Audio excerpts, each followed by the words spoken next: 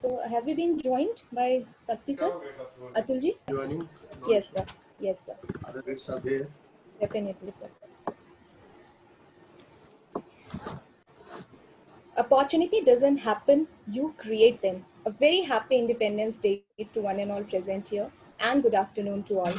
I am Arpana Kumari, Assistant Professor at GL Bajaj Institute of Management and Research, and today, on behalf of entire GL Bajaj family, we feel highly privileged to extend a warm welcome to well-renowned industry experts, Mr. Gaurav Kant ji, Regional Sales Director, India and South, V Clouds Private Limited, Mr. Anshul Kumarji, Regional Manager West, Residio International, Mr. Ankur Agarwalji, Branch Head, Indian Private Bank, and Mr. Sakti Mukherjee ji would be joining us soon. We welcome Dr. Ajay Kumar Sir, Director, GL Bajaj Institute of Management and Research, all the faculty members of GLBMR, all the students, and a warm welcome to all the participants who have joined us all across the globe in this very special Business Summit 5.0, Business Continuity and Resilience in COVID-19 and Future Implications. So before we begin with the summit, let us all invoke the blessings of Goddess Saraswati. I would request you all to please join us in the prayer and pay tribute to Mother Saraswati. I would like to inform that Mr. Sakti has just joined. Very warm welcome, Sakti ji. Sakti sir, very warm welcome to this Business Summit 5.0. Can you all hear me? Yes, sir. yes, Yes, yes. yes, sir. So Thank can you. we start? या कुन्देन्दु तुषार हार धवला या शुभ्रवस्त्रामृता या वीणावरदण्डमण्डितकरा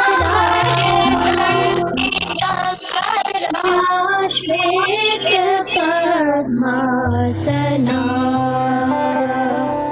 या ब्रह्माच्युतं शङ्करं प्रभृतिभिः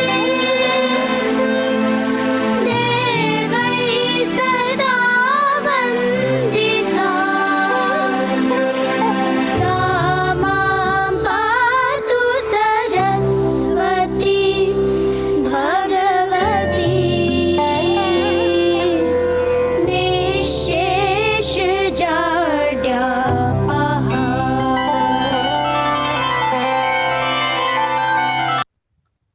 Thank you all. May the divine grace of God be with us today and always. Today we at GLBMR feel extremely delighted while we organize this Business Summit 5.0. Let us take you all through an overview of GLBMR. The institute was established in 2007 under visionary guidance of Shri Pankaj Agarwal ji, Vice Chairman, GL Bajaj Group of Institutions. We run 2-year full-time PGDM program with an objective to provide a great platform to the students where they can embark on their journey toward a successful career. And we all are flourishing under stewardship guidance of our director, Dr. Ajay Kumar Sir. The very objective of today's virtual business summit is to get insights of our expert speakers on challenges due to broken procurement and distribution process, global and local. We will also understand impact of decline in demand and way forward for adoption and revival, strategies for operational excellence and plans for resuming regular operations, business continuity management, and we would also understand implementation of business continuity management plan, cost-effective and operable recovery plan for the effective firm's operations. So we really look forward to understand these pertinent areas with experts' view today. Before we start with the discussion, I would like to give a brief introduction of our illustrious guests of the day. We feel delighted to have presence of Mr. Sakti Mukherjee ji, founder, CEO, Marshall Goldsmith, certified leadership coach, growth and turnaround strategist, Procon Operating Partners, Mauritius. Sakti ji is an outcome focused. important था मेरे लिए. Yes, sir. Satyaj is an outcome-focused business process strategist with a strong operational project management and M&A process experience, trained in nurturing business system and investments through the design and implementation of a strategy for turnaround, restoration, growth, and value creation. Satyaj is also CEO and executive coach, fondly known as Coach SAM. Working in India and sub-Saharan Africa, over the past 35 years and across value streams, Saktiji operates as a risk opportunity balanced enterprise builder. Earlier, he was coverage director Africa and investment director Africa. He completed his MStech engineering from IIT Delhi and from London Business School PE Masterclass Investment Banking. A very warm welcome, Saktiji. We also feel delighted to have presence of Mr. Gaurav Kanji, Regional Sales Director, India and South, V Clouds Private Limited, Business Head, Sales and Marketing, B2B Enterprise Corporate SME, a dynamic techno-commercial business development professional with an overall work experience of 19 plus years, has developed expertise in enterprise corporate sales marketing, business development team and key accounts management and consultative selling. He is skilled in team management, sales, product management. Previously, he was working with Rivigo as regional business head, and he has completed his studies from Indian Institute of Management, Calcutta, advanced program in strategic management strategies, Delhi University. A very warm welcome, sir, once again.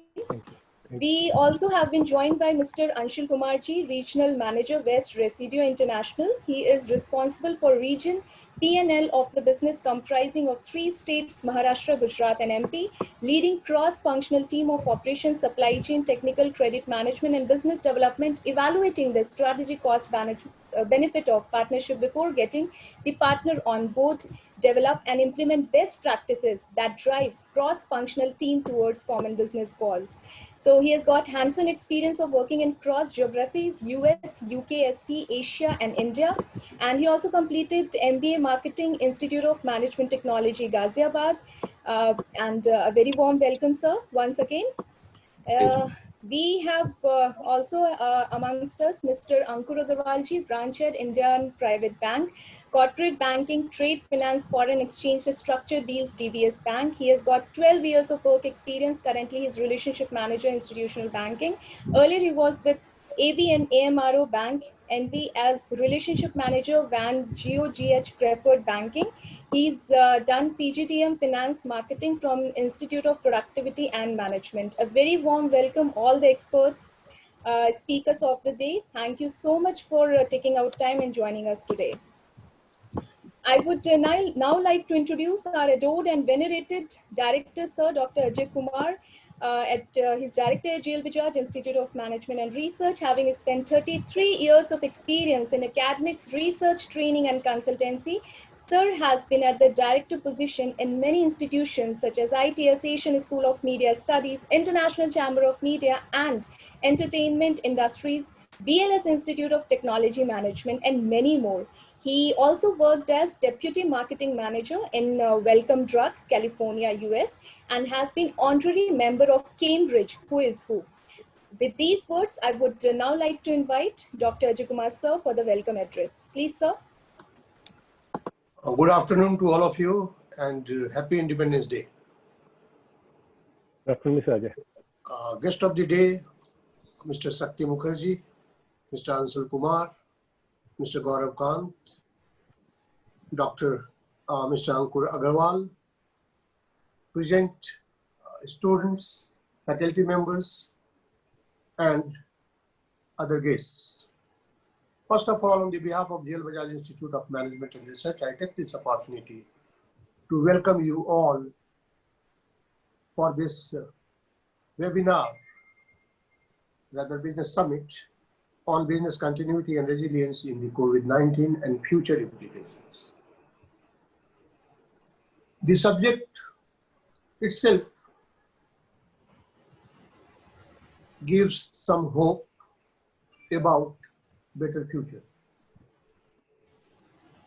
All of us know that it was the winter of despair. It was the season of darkness. It has been despair and hope during summer too. let it be the spring of hope.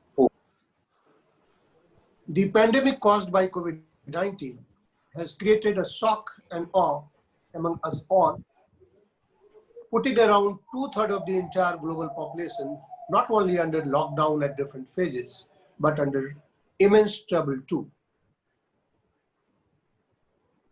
If we talk about the life of the people, all of us are aware of the fact that many of us, many of the population globally have lost their job, have lost their income too, and many of us have reduced income as well. Naturally, health being the top priority, focus of all the governments across the globe has been initially primarily on health issues. Everyone was concerned to save human life. While it started in December 2019, even after 9 months, though we are hopeful, but if we talk about the conditions of corona-infected patients in India, it has crossed 25 lakhs 2 days back itself. But positive side is that out of 25 lakhs, more than 18 lakhs have recovered. So naturally, from every disorder, order comes. So hope is there, though despair prevailed. Today we want to have deliberation by the esteemed guests on business continuity and resilience in the COVID-19 and future implications. Naturally, because of the lockdown, because of the discontinuation in the business process, in the production itself, the scenario of the economy, because of the poor contribution of the business sectors, has created a great problem and challenges, not only for the businessmen, but for the commoners too. If we talk about the Indian economy, it has been hit hard by the ongoing coronavirus pandemic, driven global crisis. The entire world is passing through great uncertainty. There are primarily, as I told you, two major concerns. One is to restrict or to work on the discontinuity of the spread of coronavirus, and the other is to see how to salvage the unfolding economic uncertainty due to, again, the COVID-19. Many economies may face negative per capita income growth in 2020 due to the coronavirus pandemic, but still the businesses have started progressing now with opening of the economy, with opening of the different business units from the fear of even this spread of COVID-19, though it's spreading. But we cannot keep everything closed for a longer period, as we have to sustain not only the life but the business also. So with this background, I believe that our esteemed guests will be able to not only to highlight, but to throw light and convince all the participants that yes, hopes are there. And if we talk about the future implications, though the economy will be witnessing the downslide, but yes, the process of recovery will definitely start. With these words, I would like to ask our Professor Arpana Kumari to continue with the program and invite the guests. Thank you very much. Thank you very much, sir. You very well set the stage, and yes, it was season of darkness, very well mentioned by you and also discussed by you, the two major concerns that are to restrict work and see how to salvage the unfolding economic uncertainty. But still, we all are hopeful and trying our level best to sustain in this critical scenario as well. and we'll definitely are going to have a very fruitful discussion to understand on this topic. So before we start with expert talks, would like to inform all that we have been joined by more than 200 participants from all across the globe, and once the speakers are over with their talk, attendees may write their question in the chat box along with the name of the panelist, and in last I will ask all the questions on behalf of you all. Also, feedback form we would be circulating the link of feedback form in the chat box only, and all are requested to fill the feedback form, and that would make through which we'll be able to give your e-certificate right in your email box. So let's start the session, and moving forward, I would like to first invite Mr. Sakti Mukherjee ji to please start his deliberation. Thank you. Let me start sharing a screen. Is that okay, Aparna? Aparna? Yes, sir. I would request IT team to please allow our guests to share their screen.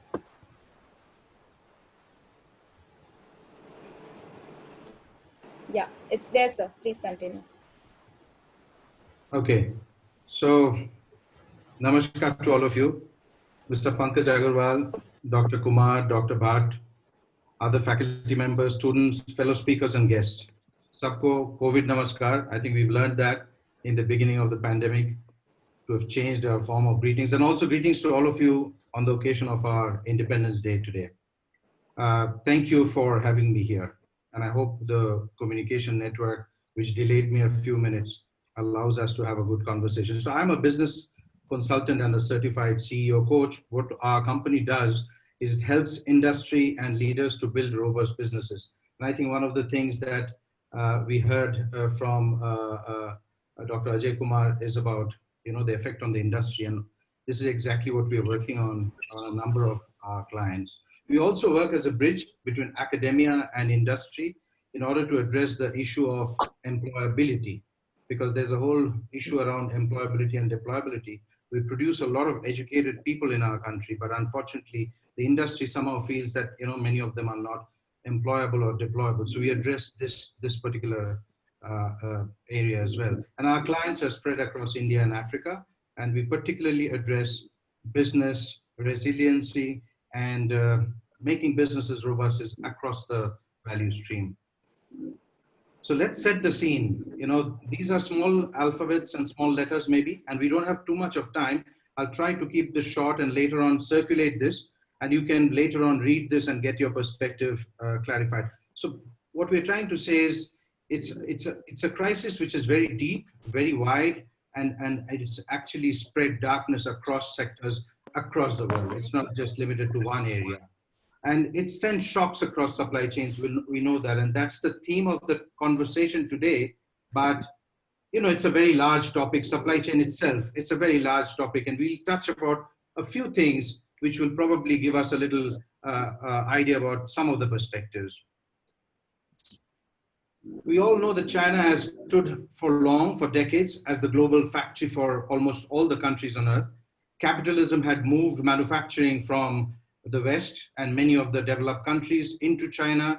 China had gradually, from the earlier days, we used to all complain that they do not respect intellectual property rights and they just copy masters and they copy, but they moved far, far, far from there. And they made actually a country which makes various grades of technology of different kinds for different industries. So we can't any longer say that it's just a copy machine of large volumes. It's a large global producer for any kind of product across the globe.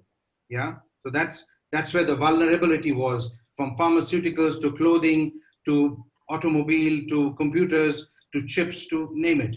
And so we all saw the effect. So what do we do now? So what do we do?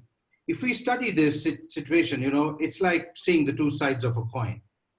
We will definitely see that there's going to be a lot of issues that we have to suddenly face with and we got to solve. And that's a set of management issues. That's the management challenge around solving problems. But there's also a lot of new opportunities that's going to open up. And that's the innovation domain. That's the innovation domain that we can actually focus on. So it's the two sides of the coin. And I think we should look at it from there.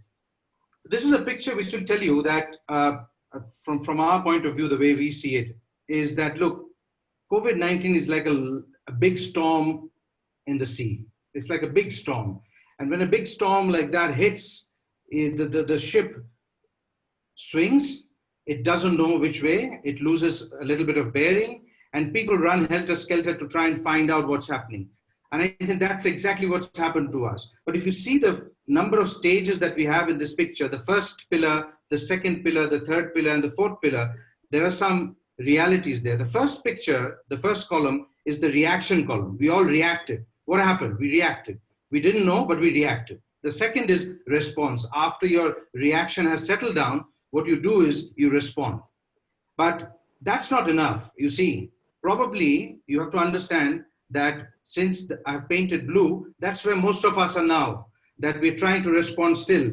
But we can't stop at just responding. We got to take our aim again and start shooting again for what we set up our businesses and our life. We just can't contain ourselves and stay in one place. So the hope factor, which Professor mentioned a while back, is here. That you understand, suddenly lights went off, you're in darkness, but you're not going to sit in darkness. You're going to go for a candle, you're going to go for a torchlight, or you're going to go for something else. So that is phase 3 and phase 4, after you have responded to the reaction, what to do, how to handle. So if you see, most of the bulk of the industry is still sitting here now. Bulk of the industry is still trying to understand what to do. And that's where we try to work with industries to try and find solutions, right? So this is a picture which you can take as a thematic progress of how it hit us and where we should go in stages. It can't be done all on one day, of course. So we talk about the new normal. What made this new normal? A few pieces of things here we'll show. It's not exhaustive. You'll not get everything here, but you'll get some ideas. And you'll understand that the new normal that we're talking about has emerged out of some of the interaction of all these components. So let's see the first part. There's been behavioral change. And this behavioral change has moved from, from a fear of transmission. It has led us to think of low contact or a no contact economy. There's a whole lot of people working around this now. Low contact to no contact, particularly because of our fear of transmission of the disease. Point number 2, economy. Consumer income limitations will lead to rationalized purchases. You and I are not going to spend the way we were spending pre-COVID. Things have changed. We're going to spend on things that are necessary, that are absolutely undoable or cannot be lived away with, and we're going to spend judiciously. Supply chain, that's going to be a topic of conversation. Movement and from globalization to regionalization. People are scared. All over the world, people found that, whatever they were doing suddenly snapped. So things that they needed to make their product, we'll see it in a later slide, suddenly snapped. It was not available. So there is a large movement of thinking of regionalization to protect your industries, to protect your production centers, to protect your supply chain, and to say that shifted from 100% global to X% global plus Y% regional. So how much of X and Y will happen? Time will tell us. And another thing is about lifestyle changes. Look, that's, I think, enormous. That's a big block. Everything has changed about how we work. We're sitting at home doing webinars and seminars of this kind. We're doing all kinds of things. Traveling has changed. Living has changed. How to live with your family members and still work satisfactorily, that has changed. Everything has changed. So there's a lot of lifestyle changes and pressure on the human being on how he or she is going to perform. So these are bits and pieces of the things that are juggling around the new normal, and they are creating the new normal. So let's look at 2 lifestyle changes issues. If you look at this curve, it's an interesting piece of information. Sources, Bank of America, all the sources are written there. Whatever e-commerce penetration was between 2009 to 2019 in the US, it reached from a 5.6 to 16% in all these years. In just 8 weeks, it moved from 16% to 27% in this pandemic period of shutdown. You can see how industries shift, and you can see the pressure of that e-commerce industry moving from 16% to 27% in a matter of 2 months, and what kind of lateral pressure it can apply on people, systems, working methodologies, supply chain, everything. And this is just one indication. It is just one snapshot. Another snapshot, you can look at these 2 top curves, petrol and packaged sandwiches, which picked up during this period or did not pick up. It went down. You see from the Jan to June, how the curves come down. because people are not moving, they're not driving as much, so petrol consumption have come down. They're not going to work, they're not packing their sandwiches, packaged sandwiches sales have come down. But what has gone up? Antibacterial gel, face masks, few other things. So while there are things that are closing down, there are things that are opening up. So, you know, there are two sides of the coin. You've got to always keep in your mind that it's hope. Although hope is not a strategy, is the energy for you to look for tomorrow. Hope has never been a strategy, but it's the energy, the spirit that you fight with. You can't give up and live in a closed, dark room, right? We move ahead. And we see now the effect of the global supply chain issues. I'm running fast because I've got a few other colleagues to speak, and I should give them enough time to speak as well. So I don't want to hog the limelight, but you guys can refer to these presentations later on. Look at this first thing. What happens from the left to the right, 1, 2, and 3? You've got things moving in from different parts of the world into another part of the world. So raw material moves in where parts are probably put together and assembled, and you have a finished product. And then again, it moves out to another market as an export product. For example, a vehicle made in India might have some spare parts coming from China, Brazil, Turkey, or somewhere else. It's assembled in India, and it might go to South Africa. This whole thing is shut up now. This whole thing is shut down because of input shortages, because of shipment restrictions, and many other things. So that's just a presentation of the scenario. So this is an explanation of block 1, block 2, and block 3, how they interact. Can everybody hear me? Yes, sir. Yes, yes. Please continue. Okay, thank Loud you. and clear. Okay, so now the yellow arrows are just to tell you where things have snapped. You see, this is where it has snapped. If you have no people at the port to work, nobody to move your containers, nobody to do your documentation, nobody to supply, it's not about production alone. It's the supply chain elements of the chain. It's the micro elements of the chain which all start malfunctioning and disrupting, right? So you don't understand where things have gone wrong. So suddenly people have found out that to attack these pieces of the chain is so important. And that's how you'll see now blockchain is becoming so important, because it wants to catch the elements of the chain and control it and say, look, we know what is where, we know where is what is lying, let's go from there. But today, those visibilities are not still there across the industry. So some examples, I'm not going to read them all, but it's just to pick up some examples, 5 or 6 examples here where disruption has happened. Read out 1 or 2. Coca-Cola confirmed that their supply chain would be disrupted in the long term because it depended on certain kind of sweetener coming from China. Now see, Coca-Cola, it's not a very important product from a health perspective, but it's a huge economic element. It's a huge industry. The bottle, the plastic bottle, the glass bottle, the packaging, the water, the sugar, the huge industry is supported based on the beverage industry alone. So one disruption there, it sends a lot of flutters across multiple industries.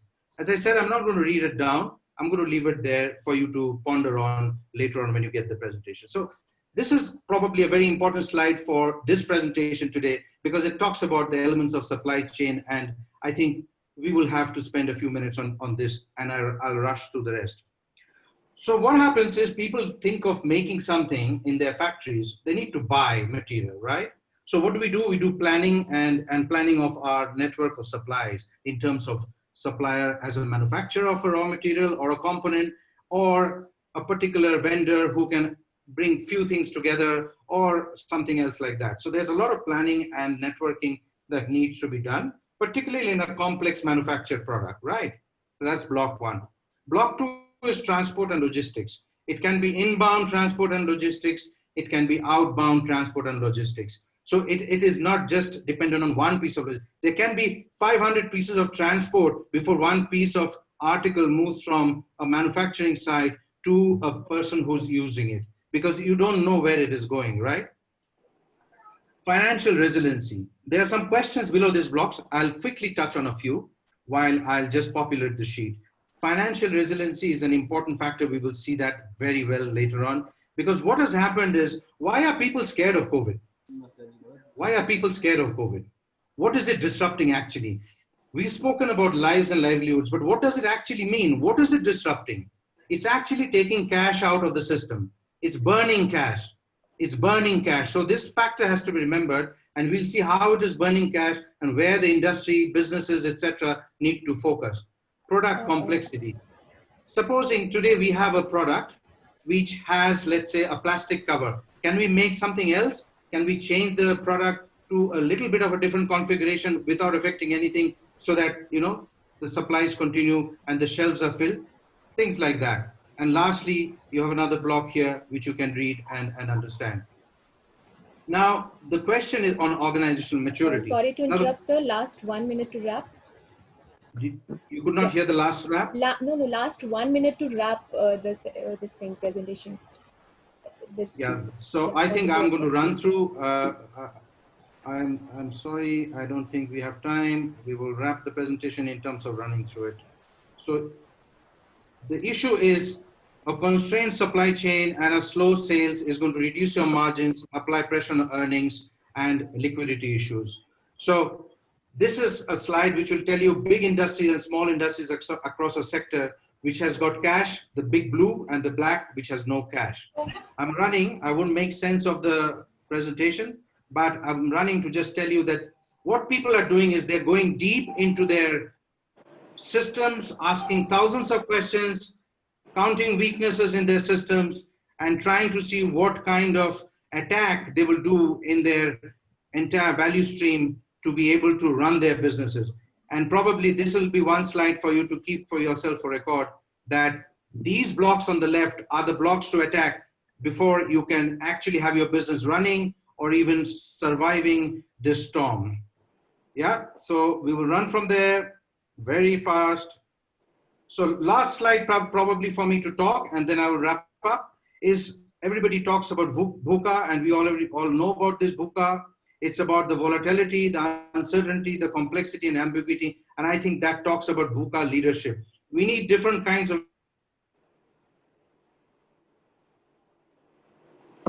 Okay, do we have you, sir? Mr. Sakti? Yes, you got I think, disconnected. yeah, he's disconnected. So should we move for the next speaker? Meanwhile, I think. Yeah, just wait for 1 minute. Dr. Arvind, can you connect with him? You miss as an opportunity, because if you go back to one of the slides I've shown, and you have an opportunity obviously, but don't waste time and don't give this COVID excuses. I think as I said, it's a big subject. We're short of time. I will leave this presentation for you to dwell. You're free to ask questions, as many as you like, and send me email later on. We can answer them. Thank you very much. Sure. Thank you so much, Sakti ji. We do understand that we have paucity of time, and in that time, short time itself, you tried to explain as much as you could. And indeed, this was a quite crisp presentation. You talked about very, very elaborately. You discussed through very apt example of COVID-19 is like a storm. All phase 4 thematic progress, where we stand and where we should go. Emerging new normal, low contact and no contact theory that you discussed, effect of lifestyle global supply chain, and 5 blocks of supply chain vulnerability. Thank you so much for such a beautiful presentation, and we really could understand a lot of perspectives. Now, moving forward, I would next request Mr. Gaurav Kanji to please share his thoughts on the theme. Yeah, can you hear me? Yeah.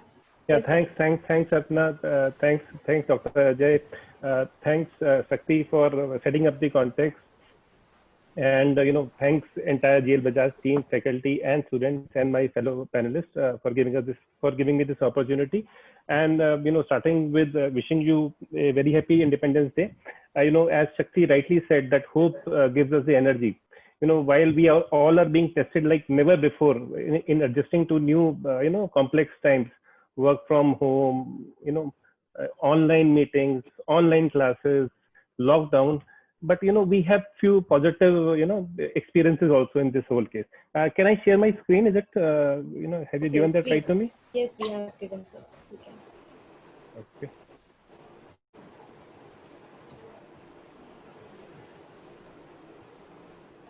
So as I was telling about, there are a lot of positives as well.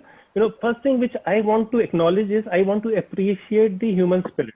The current situation is tough. It is remarkable that, how we as humans, teachers, health workers, corporate employees, students, families, we have stepped up. May I request you, sir, to please make it full screen? That would be more effective.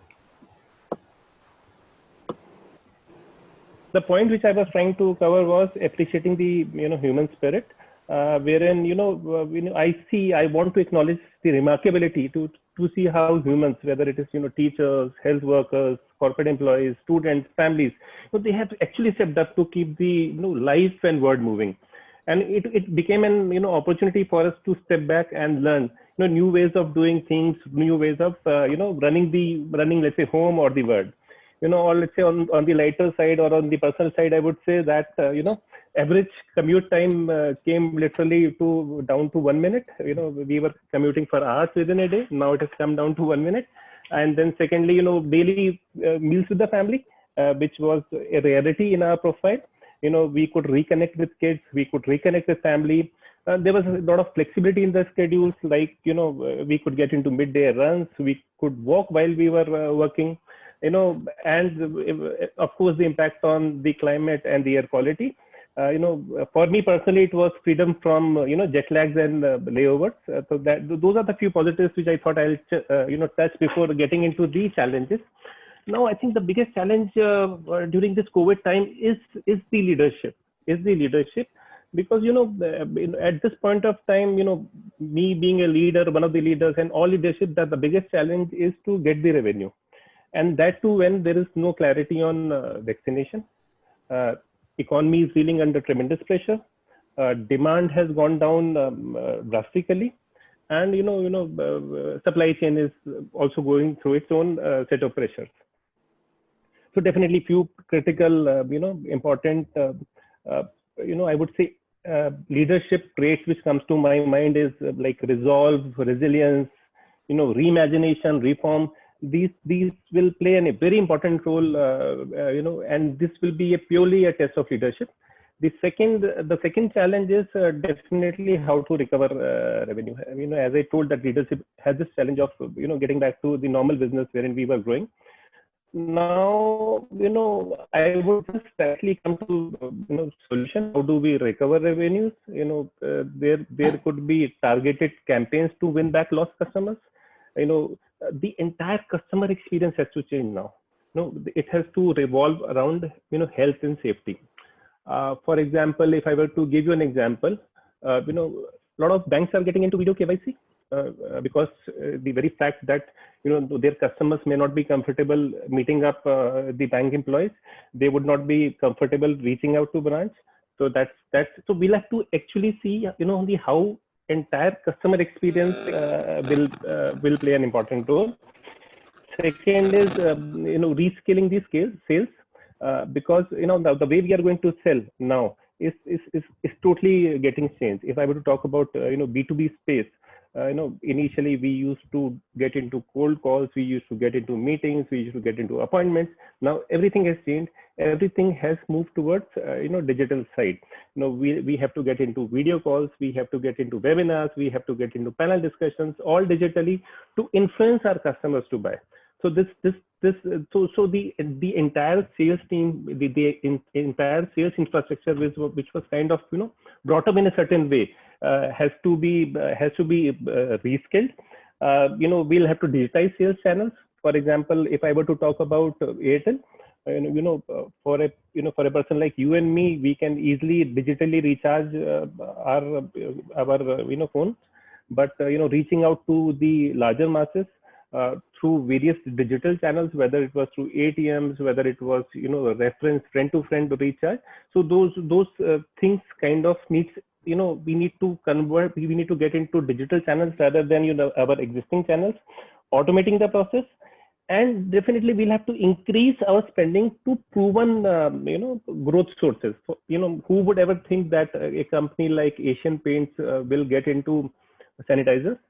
Who would ever think that Whirlpool will come up with a washing machine which would have the facility of sanitizing the clothes? Who would ever think that a company which is into adventurous products, wildcraft, will massively get into space mask? So the idea is that the whole product orientation of organizations will need a rethink, because as Sakti said, that there are two sides of coin. On one side we would have few things vanishing away, and parallelly, on the positive side, we would have few products and services which would be in higher demand. So the next point which I would want to cover is, my experience. So my experience since has been towards B2B side. The way we have been selling to customers has totally changed. If I were to give an example, while I was attached to a logistics company, so typically, in a logistics company, what was happening was, we were our team, they were typically dealing with people at store level. And believe me, if after the situation of COVID, how do we communicate to these customers? How do we meet them? How do we resolve issues? And we could see a massive change. The guys who had, not even their own, email ID with their names, started getting into video calls with us. That was the massive change which we figured out during this COVID period. Second is definitely coming back to the challenges. One is rebuilding operations. So I think Shakti very clearly defined 3-4 phases of re-aim and relaunch. So the whole method of managing operations need a change. Initially we were into weekly or let's say monthly kind of mode. Now things started getting on a daily mode, wherein we were getting into daily processes, daily meetings to take these sales and operations challenge, to take on these challenges. And because a lot of things like contactless delivery, digital approach, right from procurement to sales, everything needed a very big this relook. Then I would cover rethinking the organization. I think it's time we should think about who we are, how we work, and how we work and how to grow. So typical, there were some interesting case when a lot of leaders when they reflect, they figured out that how small and nimble teams which they formed during this COVID period could come out with decisions which were better, which were faster. Last would be definitely adoption of digital solutions. The reason I was talking about digital solutions earlier also, that we have to look at the customer journey now. The way let's say things are bought. If I were to give you an example, let's say if you want to buy a jewelry, what were you doing earlier? You were going to a retail jewelry shop, jewelry showroom. You were taking the demo of the product. You were seeing the whole store. You were talking to people. But how do we replicate that in this digital life? So typically, a solution like you get into a video call, wherein you enjoy, let's say, the negotiation piece, you enjoy seeing the demo, you get to see the whole store. So that is where digitization comes very important. And for example, if I were to talk about airlines, we'll get into contactless check-in, contactless boarding, and and the entire flight experience has to be contactless. So so that is where the digital adoption will play a very critical role. Now coming back to we have been talking about business, we have been talking about impact, we have been talking about marketing strategy, we have been talking about everything to kind of fight COVID. What about employees? Because this is a very soft aspect which I think needs more deliberation, because everybody is so busy in managing their business, getting their business back to shape, that I think somewhere we are kind of missing out on employees, because for them also it's a very new situation. They're also nobody is used to of working at home. So I was kind of speaking to a couple of my friends, and we were talking about how to manage remote teams. So we had a very fruitful discussion, and I would like to share some of the insight. See, right now it is good to be productive, but it's not enough. In this current situation, we need to know whether employees are they feeling good about the whole situation, whether they have a sense of general well-being, or they are they actually inspired to do what they are doing. So that is a very critical piece which needs to be taken care of. So I think then we came up with few important things which need some thought and discussion around it. So I think as far as employees goes, the clarity of purpose becomes very important, because that is what anchors them to the whole objectives of the organization. Providing clarity to them as to, let's say, what is expected to them in next 3 months, and let's say what is expected of them in a week's time. That becomes very important, because if they have that clarity, it gives them certain ease, and it gives them it makes them connected to the organization. So that those are the second point is definitely, if you were to talk about communication, while we were pre-COVID times, our communication was by and large, we used to meet up. So we used to have a lot of non-verbal communication. We used to we were getting to see the body language of people around. We were seeing facial expressions very clearly. Now all those things have started missing. So how do we cover up for that? So that is where I think one of the important things which needs to be done is that we need to verbalize more. We need to ensure that we break the ice, and we at times it becomes important to know how our employees are feeling. Third is definitely cadence.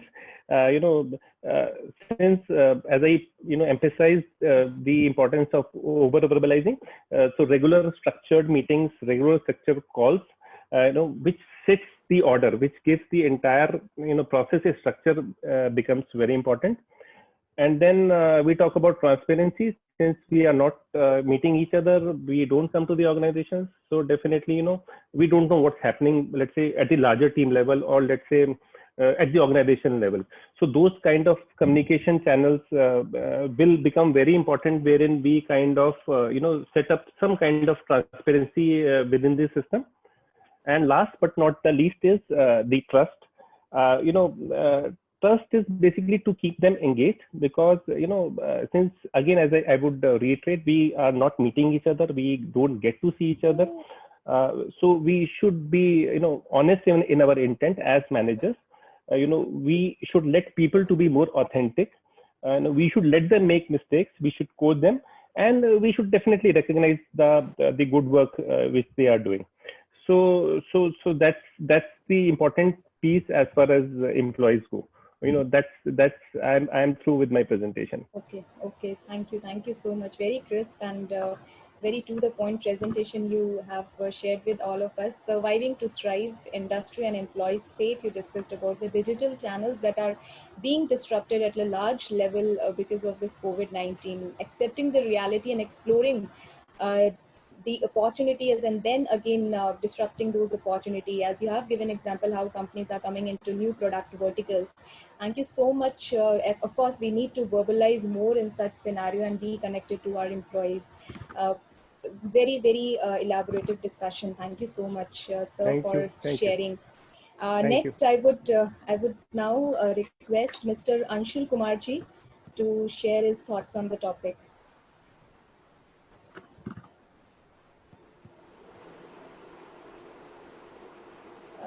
Do we have Mr. Anshu Kumarji? Please check if his mic is unmuted. Yeah, hi. Good afternoon, everybody. Am I audible? Yes, perfectly, sir. Yeah, so I will just keep my video off, to save the bandwidth and give a feeler of during the COVID times, how we are interacting with our customers. So that's how it is. Yeah. So let me start. So good afternoon, Dr. Pankaj, Ajay, Dr. Arvind, Atul, and faculty members and my esteemed scholars. So I represent Resideo International, and previously we were part of Honeywell International, and I take care of West as a region. So the SBU which I take care of, basically deals majorly into the distribution part of it. So low voltage safety and security, right? So from the supply chain perspective, as what Dr. Atul was discussing with me in terms of what the challenges and other stuff. So we were discussing that day, and he mentioned, whether we can have a discussion along with the team as well and understand the challenges what we are facing, and share our thoughts onto it. Though the timelines which has been set is 12 minutes, I will try to be a little crisp here. And as my colleagues, Mr. Mukherjee and Mr. Kant has mentioned, I will try to complement on those viewpoints. So I'm just sharing my presentation here. Yeah. So, when we talk about the business continuity, what is business continuity, right? So when it is something like, keep on doing the business seamlessly, ability to do the business seamlessly, regardless of, having all the disruptions, be it, crisis, natural disasters, earthquakes, whatsoever. Right? But here, when we talk about this COVID situation, is a different disruption altogether. It basically has changed the definition of, the pandemic or altogether, because here across global, all the sites are impacted. If I talk from the residue part of it or Honeywell part of it, it's the global impact. Now think about it, right? Just before and after kind of a scenario. Before, when pre-COVID, when we used to have a disruption, it is probably one area, or one side, or one country for that matter, and we have a recovery centers or we have a backup redundant centers available, wherein we can still manage the show and have the little impact onto the overall revenue. In this situation, it has gone differently. Here, all the sites are impacted, right? So how we will keep on doing the business, and basically here what we talk about the resilience part of it. How to get the system running despite these challenges. That is where we need to really think about it. So it's a different thought process which we need to really bring onto the table. Now, if you probably remember Benjamin thoughts, where he said, by failing to prepare, you are preparing to fail, right? So what exactly he's trying to put across is, yes, we need to have a thought process in place, and we have to prepare ourselves. Otherwise, we will fail miserably. Now, this whole thing, when we talk about this entire scenario, right? What are the challenges which we are facing these days? So if we talk about the challenges part of it, there are many challenges, right? We are talking about the operational challenges. We are talking about the employee motivation perspectives. We are talking about the supply, basically global supply, dependence on the global supply, which got impacted, global flights which are not operating, which is, further delaying the material or raw material or the finished goods, which was supposed to come to the country. And then we are talking about, the health issues, right? We are seeing, the workforce which are not available, right? They're absent probably due to the illness part of it. We are seeing, once one state which got recovered, business start resuming, right? But we see some cases coming across, and that office has to be shut down temporarily, right? We are not able to travel, right? We are not able to meet the customers, right? We don't have access to the buildings or to the customers, wherein, yes, what Mr. Kant has mentioned. May I once again request all the participants to please ensure your mic is on mute. We are having disturbance. Please continue, sir. Yeah, thanks. So there's something, where we don't have a touch and feel. We don't understand the body language of the customer, whether he's really, going across and close the deal. Right? We really don't know that material which was expected yesterday will be coming tomorrow, or, probably next week. And there's a fact on the table, right? We have seen a lot of materials, a lot of supply chain issues, the trucks which are traveling across states got quarantined, got delayed by 2 weeks, 3 weeks. So timelines are not being met. On top of this, the challenges, as what Mr. Mukherjee has mentioned, there's a limitation, or, there's a income limitation. There's a rationalized spending which is happening in the market. And despite those challenges, we need to ensure that there's a, revenue stream which keeps going, and none of the employee is get impacted, right? By virtue of the layoffs, by virtue of, the work without pay, leave without pay, I'm sorry, and so on and so forth. So these are the kind of the challenges which we are facing this point in time, right? So what we are talking about, what's the way out to this, right? So as an organization, if you say, this is the new normal, and this is something which we need to really accept this new normal and move forward. When we talk about accepting this new normal, right, we need to have a ways and means to counter these challenging scenarios. Few of these scenarios could have persisted, by virtue of the previous crises or disasters. But this pandemic, which is global in nature, we have to come out with really novel thoughts. And primarily the core to it is the team. Right? So basically, as Mr. Kant has mentioned, employee is the key to it, right? We need to have that trust, or the employees should be motivated, right? They should feel secure that come what may, they are in safe hands. They are working for the organization which will not lay them off, right? like Mr. Tata has also mentioned. So I need not to go and reiterate what he has said. Most of you would have read, but it's something like layoff is not basically the scenario here. Here, the employee should first feel that they are secured financially from the job perspective. One. Second, now what needs to be done on this? So once that platform is established, we need to move forward. Now think about it. I will give you a small context here, right? So which here the consumer requirements are limited. They are rationalizing it. So for example, if any organization has, we will say 1,000 customers with which they used to, drive their revenue for the year. And there's a churn of the customers which keep happening. Now the spend of these 1,000 down by 50%.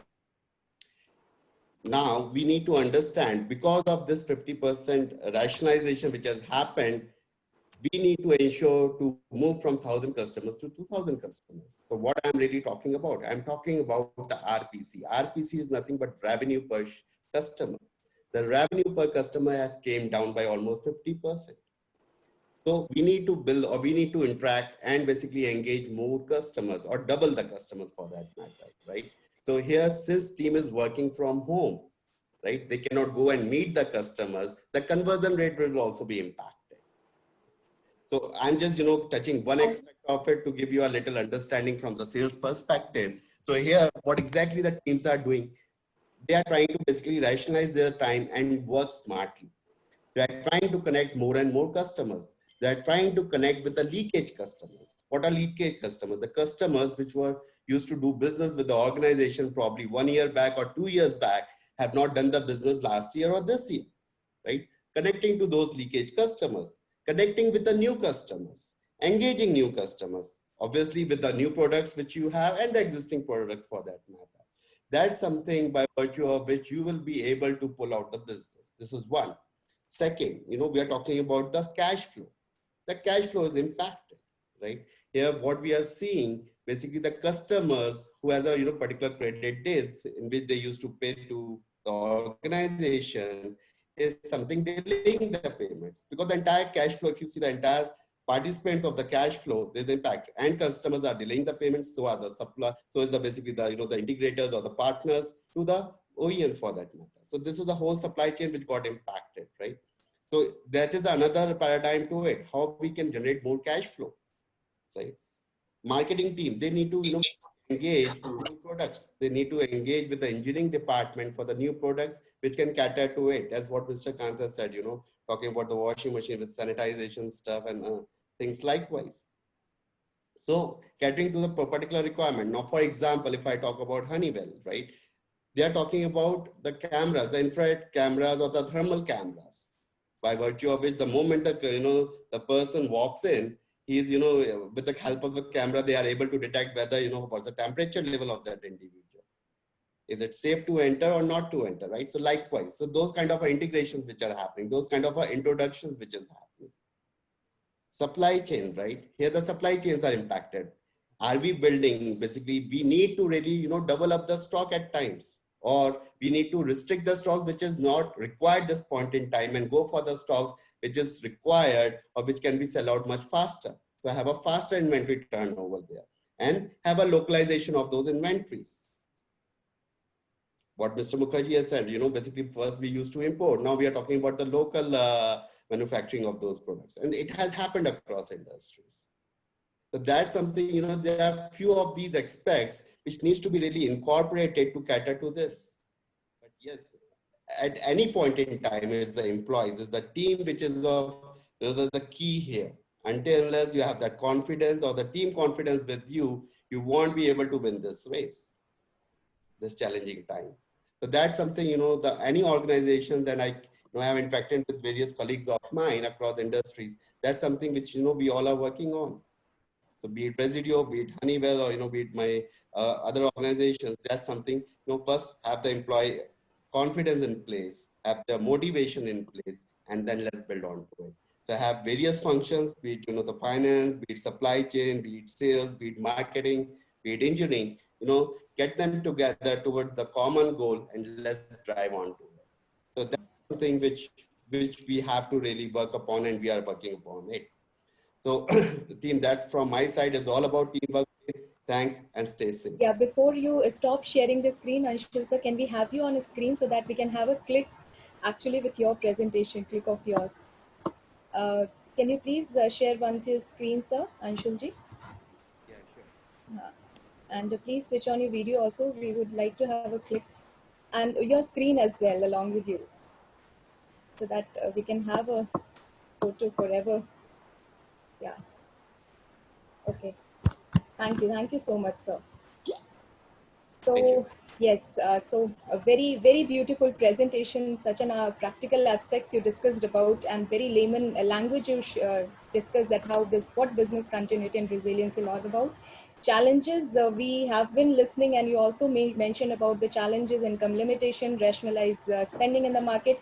But wonderfully, you have explained about the ways and means to counter this scenario moving forward, come up with novel thoughts, building RPC revenue per customer by doubling the customer, work on leakage customer, engaging your customer, generate more cash flow, and restrict the unrequired stocks. Thank you so much. Very beautiful presentation. Thank you, Moving everyone. forward, I would now request Mr. Ankur Agarwalji to please share his thoughts. Can we have Mr. Ankur Agarwalji? Yeah, hi, thanks Aruna, and thanks Professor Dr. Ajay Kumar sir, my fellow guest speakers, for all your insight, and all the participants. I would like all of you to wish a very happy Independence Day. I also would like to thank the management of GL Bajaj Institute of Management Research for inviting me over in its Business Summit 5.0 among this eminent panel of distinguished speakers with different industries. I am so excited to see the number of people who have joined this webinar from across the globe. It is a complete, I would say, a testimony that we are always up for resilience and quick adoption. And I can tell you that we are in it together and we will sail through it together. So we are here to discuss and brainstorm on business continuity and resilience in the COVID-19 and future implications. And we all know that COVID-19 has grossly impacted the business and industry continuity around the world. It has completely changed the way we used to function in past. And it has, since I come from the banking industry, I would like to discuss the impact of COVID-19 on financial industry only. Banking, was classified as essential services during the COVID lockdown period. And I take, pride in telling you that we banker were termed as COVID warrior, which is a big tag on our shoulders. So in the last 17 years of my experience, I have seen that the financial industry is ever changing. We have seen the evolution from paper money to plastic money and now to digital money. So we have seen the demonetization in November 2016 and how it changed the way business used to function completely. It led to digitization for payment of even small transactions of 20, 30 rupees. Small businesses like vegetable vendors, milk shops, even the puncture wala, all started accepting digital payments. So it helped the banking to reach the person in the last row and the last person in the last row, which paved the way big time for financial inclusion, which means the availability and equality of opportunities to access financial services and products like banking, loans, insurance, etc. So I think people kind of understood that it is not a good idea to store the money now, and rather it is to invest the money. And as they say, when the going gets tough, the tough gets going. So our financial industry is also a really tough one, I must say, because we have graduated a lot from the demonetization phase to the COVID-19 scenario now, from huge long lines in the bank branches, now to the vacant bank branches, and huge demand then to now a very small demand in terms of banking products. It is a shift which banking industry has embraced in a very positive manner, and I must say COVID-19 has exposed us to a lot of challenges towards business continuity. Challenges like no walk-ins in the branch, thereby very less opportunity to serve and cross-sell to the customers. Challenges like less number of staff in the branches to maintain so that we can maintain social distancing, thereby leading one person to do a lot of multiple roles like now since we were initially we were allowed to have only 25% staff in the branches. So if a teller is coming, so teller has to do not only the cash transactions, but he has to do the RTGS, NEFT, passbook printing, and other stuff. So the skill set improvement within the team also was a big challenge overnight. So challenges also were in offering seamless services to customer, because due to COVID, if there is a case found in the branch has to shut down for 2 weeks, and in that time, if we really ensure that the customer gets the seamless service, even we are sitting at home and the customer has to get the service from the nearest branch.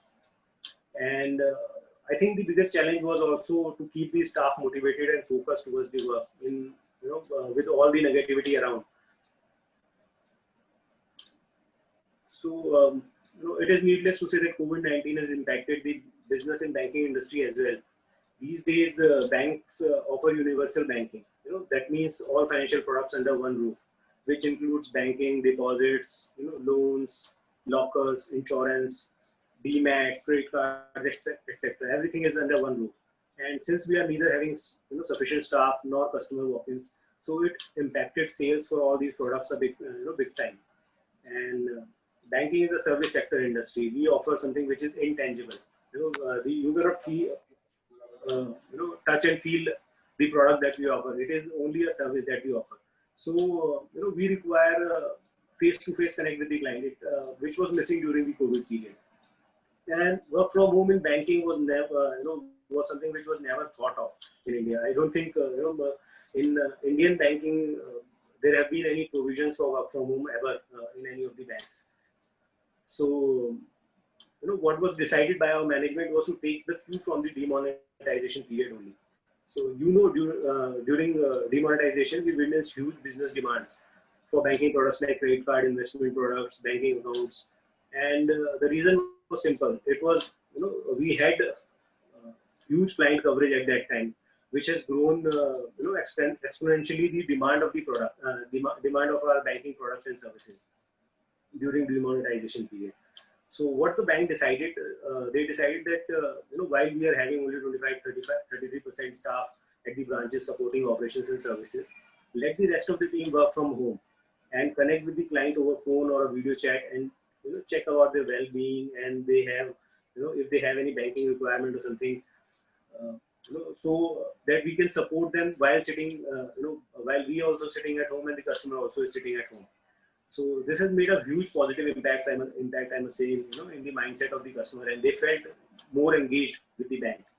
So bank has also gone extra mile to ensure that the customer is able to do banking seamlessly. Bank introduced completely contactless process for new to banks customer for to apply for bank accounts over internet or through online mode, and do the video KYC.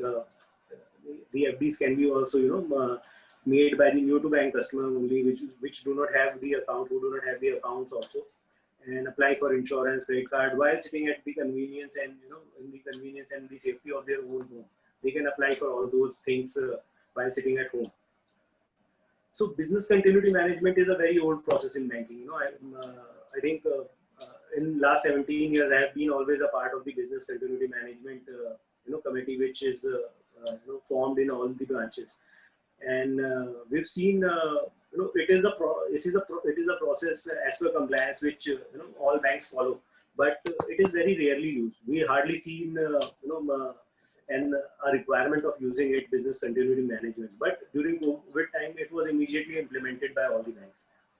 So employees who were having laptops were given total access to banking applications and softwares on VPN, which were earlier we would only be able to use on the LAN.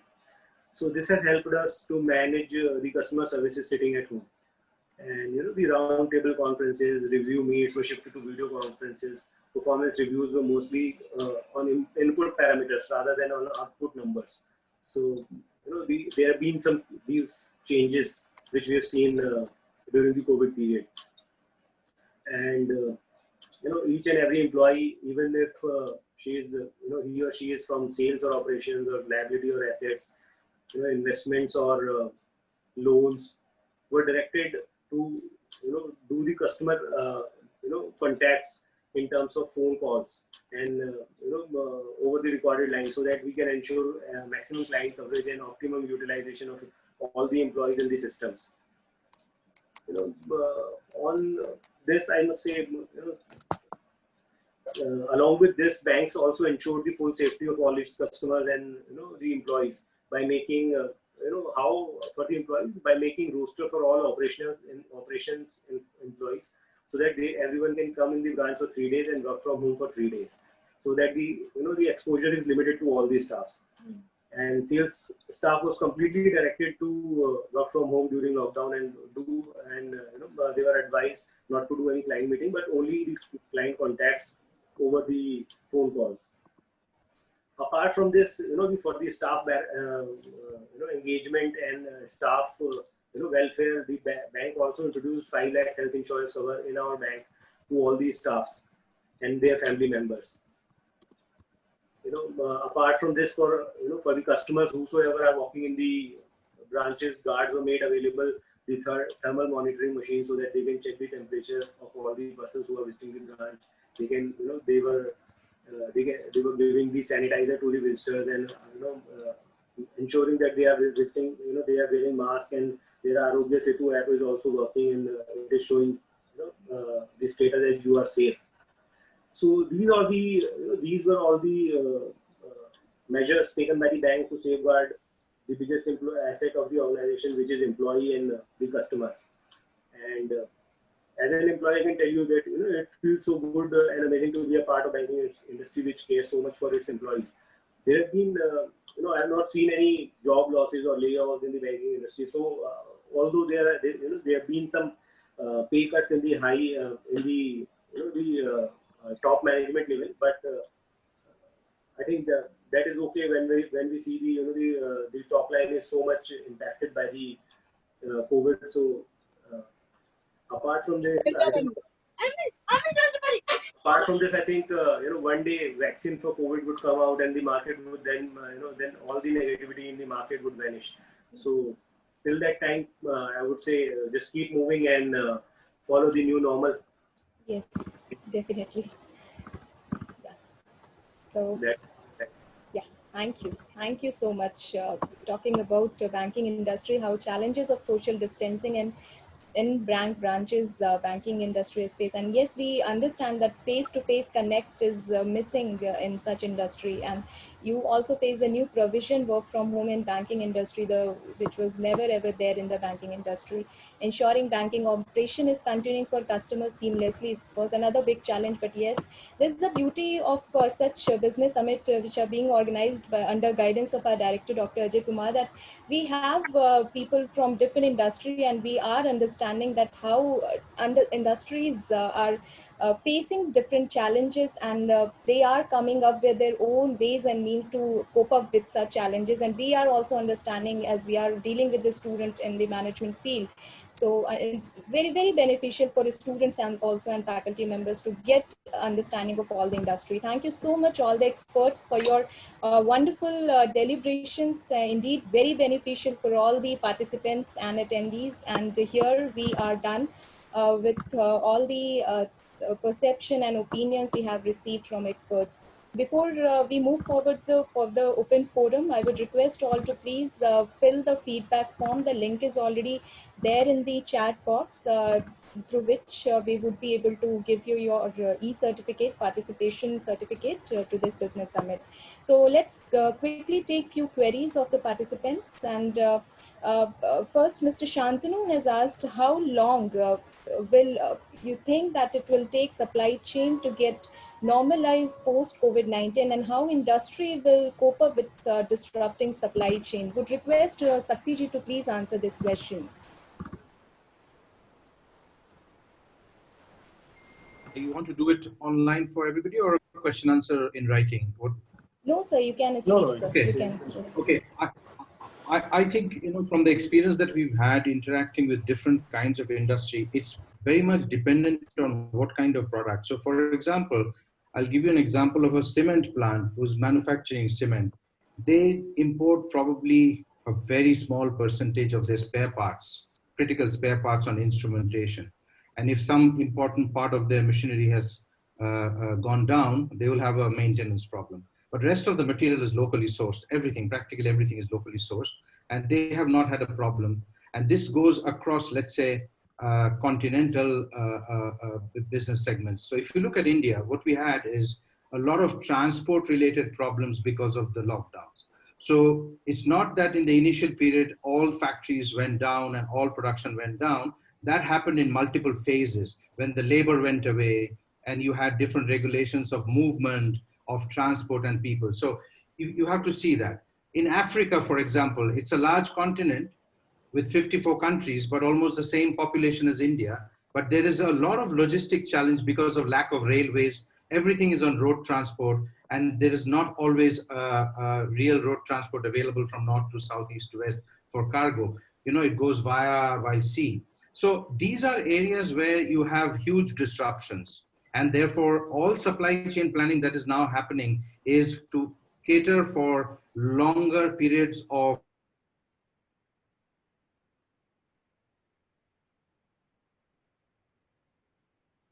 3 months or 6 months or 12 months. But you will see that there is a shift happening in many ways. There's a replacement of a certain kind of input from the local market and regional market.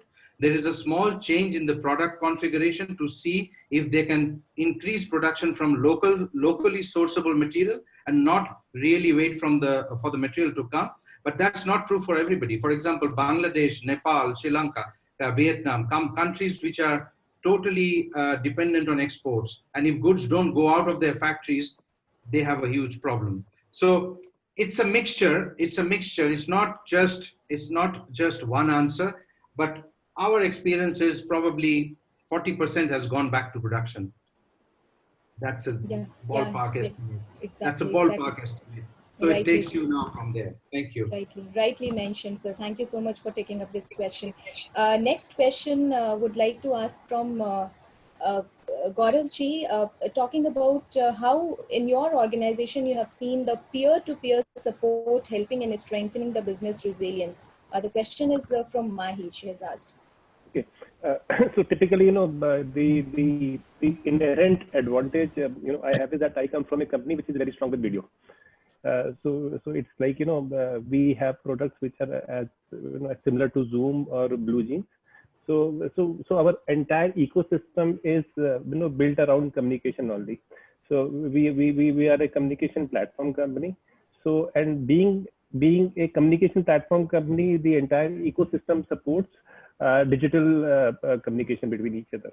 So I had the opportunity of looking at two industries very closely during this COVID time. One was logistics, and second is IT industry and communication space. So the ethos, the very basic of our organization is communication, and we are kind of spreading it wide and across. There is a lot of traction from let's say for patient doctor app. There is a lot of traction in retail space. There is a lot of traction for our products wherein we are enabling that communication.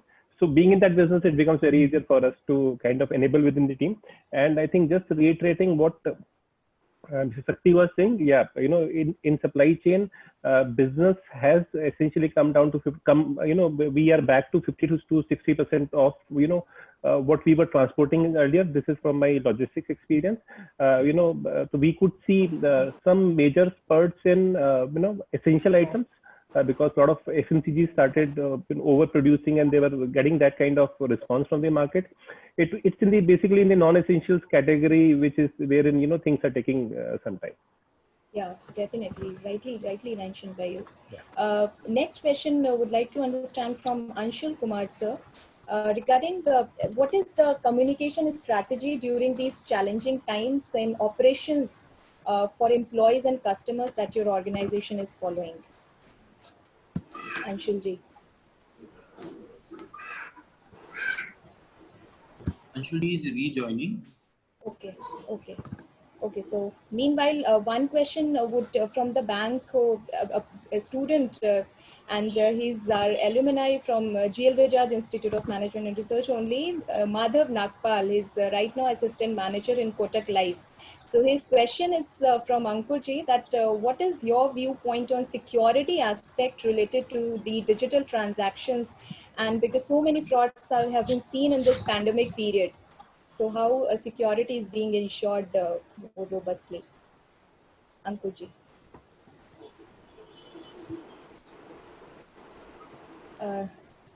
Do we have Ankurji? Yeah, can you hear me now? Yes, yes. Yes. Yeah, so on this the security on the digital payment side, I think the banks and the RBI are working constantly to it. And I've seen in my stint with the banking industry, I've not seen much of the banking the frauds which are related to technology. Generally, the frauds are related to human interface. When the a fraudster call the customer and ask for the OTP, or they ask the customer to share the to scan the QR code from the UPI, or into some of those incidents happens, then the fraud happens. Otherwise, or somebody forged the signature, or use the customer's misplaced checkbook. Otherwise, as per system or technology, the banking industry is absolutely safe. I have not seen much of the frauds happening. Where the technological flaw is there, or the flaw of the banking industry side is there. So I think we don't have to worry much about it. And now the majorly payments are happening over the digital payment mode, and we are seeing the large companies like IOCL, Reliance, they are going completely paperless. They are even their dividend warrants and everything is they have stopped. They have done away with it. All the payments are being routed through the bank to bank directly. So I don't really find it concerning that the security is at any concerning level. It is absolutely intact. Yeah, much appreciated. And of course, we need to be more aware regarding how exactly do we have to use such technology, so less chances of error are there, frauds are there. Thank you so much. And Saurabh sir, have we been connected by Mr. Anshul? So that we can No, he's take up not the there. last question. Okay. Not able to connect. Okay. So You can here- ask same question from others also. from others also, yes sir. So would request Gaurav sir only to please share his views on the question regarding the communication strategies that your organization is following regarding the operations, and for the operations where employees are involved in this operations, the communication strategy. So, so the point which I took during my presentation was that as an organization during these periods, I think we need to over communicate now because we don't get to meet each other physically. So definitely a lot of lot of town halls, formal structured meetings. Though the frequency I think has gone up. And even if I would what we are doing is even if if let's say our CEOs or business heads are involved, they are getting into weekly communication. So that's how we are trying to cover up for the communication gap. That there is a structure for a few meetings, and then in fact I'll give you an example. I'm getting more calls on Microsoft Teams as of now as compared to phone calls. So we have taken up this collaboration space in terms of using our platform, or let's say Microsoft Teams, as a way of life. So we get into meetings, we get into chats. That's the way we are communicating. The more structured meetings are there, the better we are connected with the employees. Yeah, thank you so much. Thank you so much. All the I'm sorry to interrupt, ma'am. My chat box is not working. Can I ask a question from Ankur sir? who is there? Ma'am, Rajveer. Okay, please continue. Yeah, good evening, sir. Rajveer here. Sir, actually, I'm doing internship in IFL Securities as a financial management intern. So the problem which I'm facing in this pandemic is while when I used to ask documentation from customers, so they used to feel unsafe while sending their documentation online. So I'm able to convert leads in my family members and friends, but I'm not able to convert leads not in my friend circle. So how to overcome from this segment, sir? See, Rajveer, hi, can you hear me? Yeah, sure. Yeah, so I was saying, Rajbir, your question is very valid because obviously it is not safe to share your KYC documents over WhatsApp or email to anyone, be it a banker or be it a financial industry employee.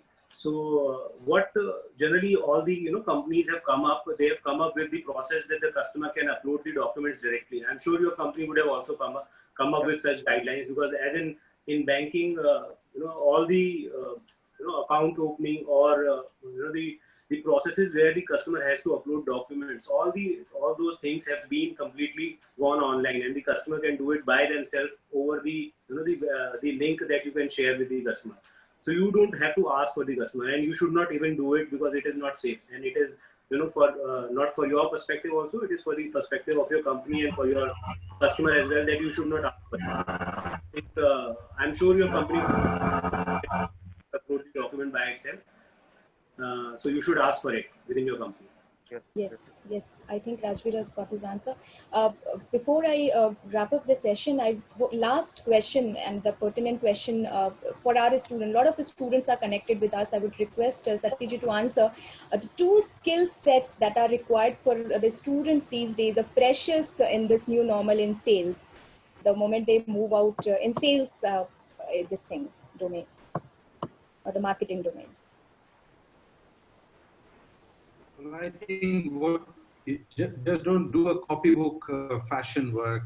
Try and reinvent the wheel in this particular case, because everybody is challenged, everybody's mind is challenged, and everybody is in a very precautionary state. People are not opening the door with happiness. So just be cautious, and if you have to reinvent the wheel in terms of relationship building, in terms of communication, just be human and go beyond what you have learned. That's the first advice.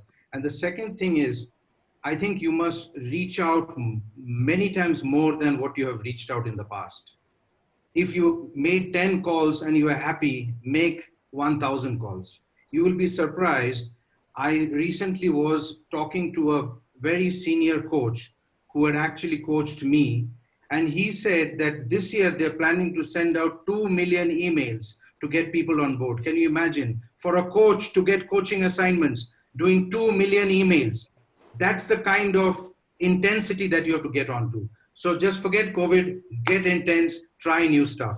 Thank you. Yeah, definitely. Very motivating. Thank you so much for taking the questions, all the expert speakers. And what a wonderful session we had.